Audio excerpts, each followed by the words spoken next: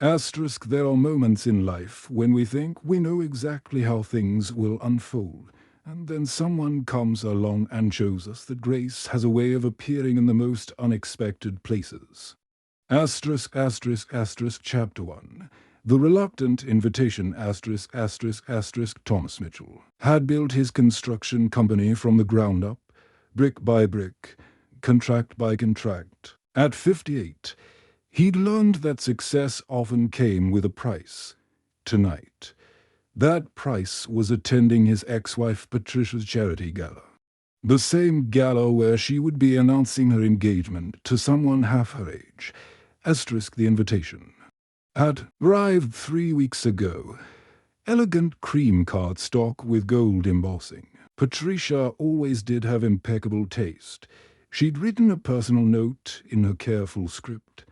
Tom, it would mean so much to have you there, for old time's sake. Asterisk, for old time's sake. 23 years of marriage, to children who barely called any more, and a divorce that had cost him more than money. But Patricia wasn't cruel. She was genuinely kind, which somehow made everything harder. Asterisk, Thomas stood in his downtown office, looking out at the city lights. He could simply not go, send a generous donation and his regrets. But something in him pried, perhaps, or maybe, just stubborn dignity refused to hide. Asterisk, that's when he noticed her. Asterisk, asterisk, asterisk, Chapter 2. An unlikely alliance, asterisk, asterisk, asterisk. Margaret Sullivan was cleaning the office building across the street. Even from his window, Thomas could see her methodical movements, the way she took care with each service. There was something peaceful about watching her work. A quiet dignity that reminded him of his own mother, who had cleaned houses to put him through college. Asterisk, on impulse, Thomas walked across the street. Asterisk, excuse me, he said gently. The woman looked up, startled. She was perhaps 45, with graying brown hair pulled back simply and kind eyes that held a wariness born of experience. Asterisk, I'm sorry to bother you. I'm Thomas Mitchell. He extended his hand. I work in the building across the way. Asterisk, Margaret hesitated, then shook his hand with a firm grip. Margaret Sullivan, is there a problem with the cleaning? Asterisk, oh, no, nothing like that. Thomas realized how strange this must seem. I have an unusual request, and I know this sounds odd, but would you consider being my date to a charity gala tomorrow evening? Asterisk, Margaret blinked. I'm sorry. What? Asterisk, Thomas felt he'd rise to his. Sheiks, I know how it sounds, but it's my ex-wife's event, and well, I don't want to go alone. I'd pay you, of course, for your time, and we'd get you a dress, whatever you need. Asterisk, for a long moment, Margaret just stared at him. Then, to his surprise, she laughed not mockingly, but with genuine amusement. Asterisk, Mr. Mitchell, I clean office buildings for a living. I don't think I'm gala material. Asterisk, I think you might be surprised. Thomas said quietly, sometimes the most elegant people are the ones who understand what real grace looks like. Asterisk, asterisk, asterisk, Chapter 3. Preparing for the evening, asterisk, asterisk, asterisk, the next day, Thomas took Margaret to a small boutique run by Eleanor Rodriguez, a woman who'd dressed Patricia for years before the divorce. Eleanor took one look at Margaret and smiled. Asterisk, classic. Beauty, she murmured, circling Margaret with an artist's eye. You have wonderful bone structure, and your skin, natural, no pretense, very refreshing. Asterisk, Margaret stood uncertainly in the center of the dressing room. I really don't know about this. Asterisk, trust me. Eleanor said gently, sometimes we forget how beautiful we are when life gets busy. Let me remind you, asterisk, an hour later, Margaret emerged, in a deep navy dress that flowed like water. The color brought out her eyes, and her hair, now styled in a soft chignon, revealed the elegant line of her neck. She wore minimal jewelry, just simple pearl earrings that had been her grandmother's. Asterisko. Thomas breathed. But it wasn't just her appearance that struck him. It was the way she carried herself with quiet confidence, as if she'd remembered something she'd temporarily forgotten. Chapter 4. The Gala the Riverside Ballroom was exactly as Thomas had expected: crystal chandeliers, white orchids, and the kind of subdued elegance that whispered rather than shouted wealth. Patricia had outdone herself. As they entered, Thomas felt Margaret's hand tighten slightly on his arm. "You're doing fine," he murmured. "Just be yourself." Patricia appeared almost immediately, radiant in silver silk, her new fiancé David, a pharmaceutical executive in his 30s, beside her. Thomas had to admit they looked happy together. Tom.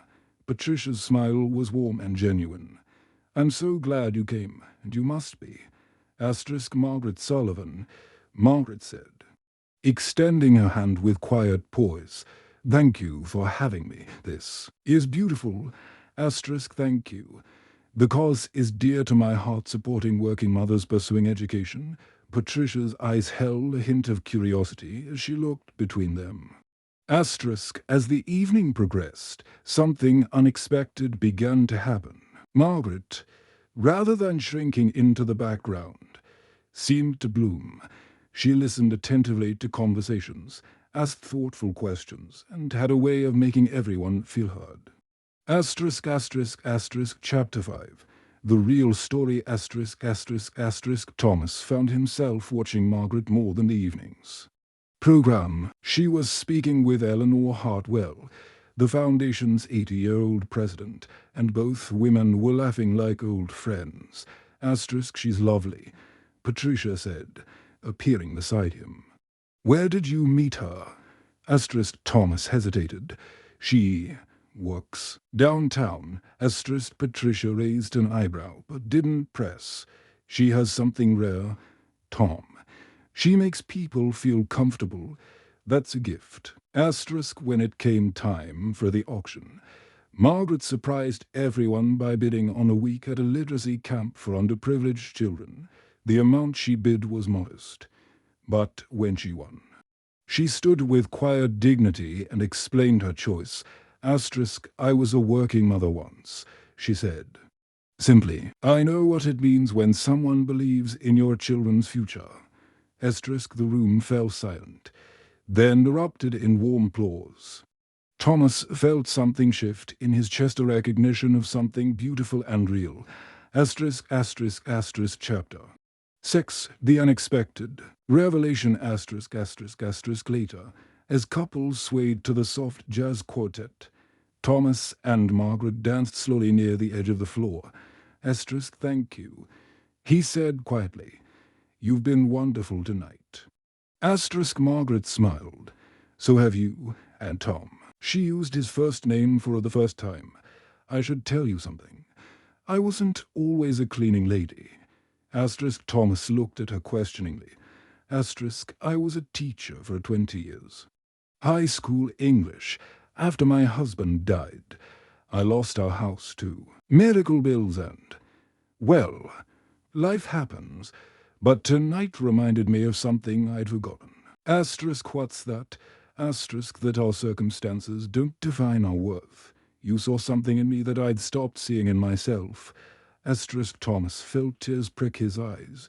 "Margaret, it's okay," she said gently. "I know this was about your ex-wife, about not wanting to appear alone. But you gave me something precious tonight. You reminded me who I am." Chapter 7. The Real Grace. As the evening wound down, Patricia approached them once more. "Margaret, could I speak with you for a moment?" Thomas watched nervously as the two women stepped aside. He couldn't hear their conversation, but he saw Patricia's expression change from curiosity to understanding to something like admiration. When Margaret returned, her eyes were bright. "What did she say?" Thomas asked. Asterisk, she offered me a job, Margaret said, amazement in her voice, coordinating their education programs. She said someone who understands both sides of the equation would be invaluable. Asterisk, Thomas felt his. Hartswell, will you take it? Asterisk, I think I will. Margaret paused. Tom, can I ask you something? Asterisk, anything. Asterisk, would you like to have coffee sometime, as friends? I'd like to hear more about your construction business, and maybe I could tell you more about those students I used to teach. Asterisk, asterisk, asterisk, epilogue. 6 months later, asterisk, asterisk, asterisk, Thomas and Margaret sat in a small cafe near the community centre. Where she now worked, sunlight streamed through the windows, catching the silver in her hair and the contentment in her eyes. Asterisk, the literacy program is exceeding all expectations, she was saying, her face animated. We have mothers bringing their children, grandparents, learning alongside their grandkids. Asterisk, Thomas smiled. Watching her passion, you found your calling again. Asterisk, we both have, I think. Margaret reached across the table and touched his hand gently.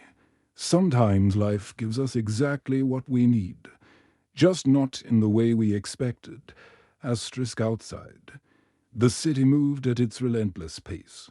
But inside their small corner of the world, time moved more gently. They had learned that grace often comes disguised as ordinary moments, ordinary people, and the simple choice to see beyond the surface to the heart of things, asterisk, and sometimes, if we're very lucky, those moments of grace become the foundation for something beautiful and lasting, not a fairy tale ending, but something better, a second beginning, built on the solid ground of mutual respect, shared kindness, and the quiet recognition that we are all more than the sum of our circumstances. Asterisk, though. Real magic, they had discovered, wasn't in transforming into someone else for one evening. It was in helping each other remember who they had always been, beneath the layers of disappointment and compromise that life sometimes requires. Asterisk, in the end.